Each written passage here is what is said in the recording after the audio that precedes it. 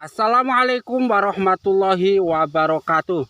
Akan-akan yang ganteng-ganteng, yang cantik-cantikan.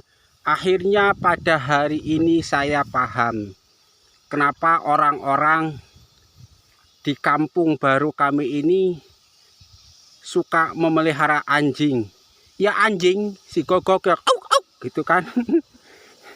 Sementara dulu saya itu tinggal di suatu kampung yang bisa dibilang 100% tanpa anjing gitu kan.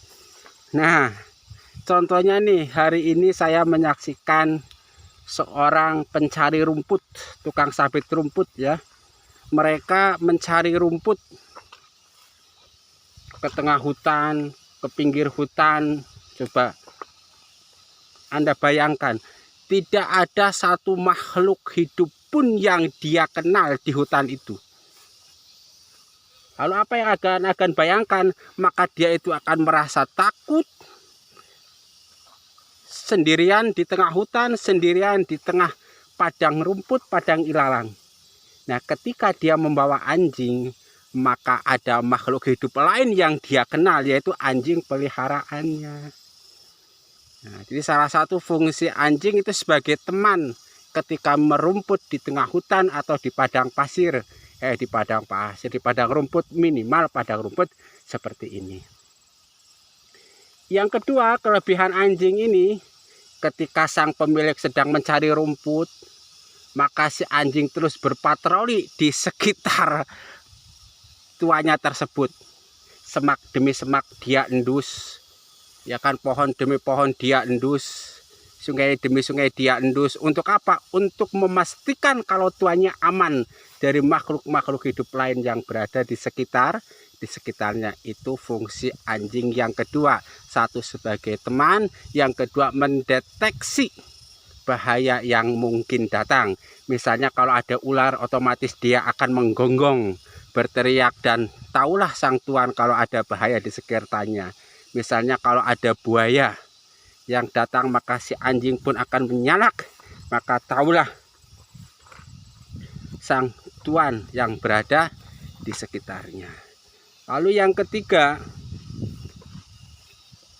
manfaat anjing itu juga untuk mengidentifikasi bahwa ada orang lain di sekitar dia. Tadi kan ceritanya di hutan lagi sendirian.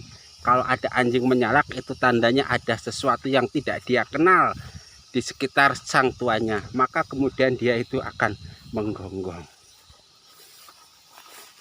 Yang keempat, sudah sangat maklum ya. Selain ini kasus yang saya sering lihat, ada pencari rumput membawa 2 ekor anjing, 3 ekor anjing. Terkadang saya juga melihat orang-orang yang dia mau berburu. Nah, di tempat-tempat begini itu merupakan tempat favorit untuk orang-orang yang hobi berburu biawak, berburu buaya, berburu ular. Mereka itu membawa anjing.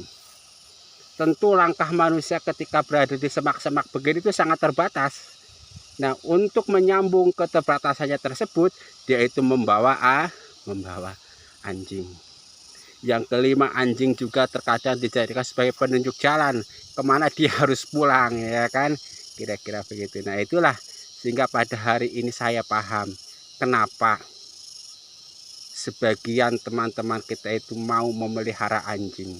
Padahal sebagai muslim, nasnya itu sangat jelas bahwa malaikat rahmat tidak masuk ke dalam rumah yang ada anjingnya. Kira-kira begitu. Yang kedua, dari segi kebersihan, anjing itu masuk dalam kategori najis mughaladah. Ketika tersentuh anjing yang basah atau liur anjing atau bekas anjing yang basah, itu hukumnya najis mughaladah. Maka harus dicuci 7 kali dan salah satunya dicampur dengan debu atau air tanah. Ini kan sangat merepotkan, kira-kira begitu ya. Tapi hari ini saya paham, meskipun resikonya besar, bisa menolak malaikat rahmat yang akan masuk ke rumah, tetapi manfaatnya juga besar karena bisa menjadi teman sehidup semati, bahkan mungkin ya teman sehidup semati ketika di hutan, kira-kira begitu ya. Mudah-mudahan bermanfaat. Jadi teman-teman yang kebetulan benci anjing, nggak suka anjing, ketika melihat anjing dan pemiliknya itu nggak perlu benci-benci amat, karena memang itu memiliki manfaat yang sangat banyak. Cuman memang dampak negatifnya itu harus diminimalisir. Kira-kira begitu ya. Sekian dan terima kasih. Wassalamualaikum warahmatullahi wabarakatuh.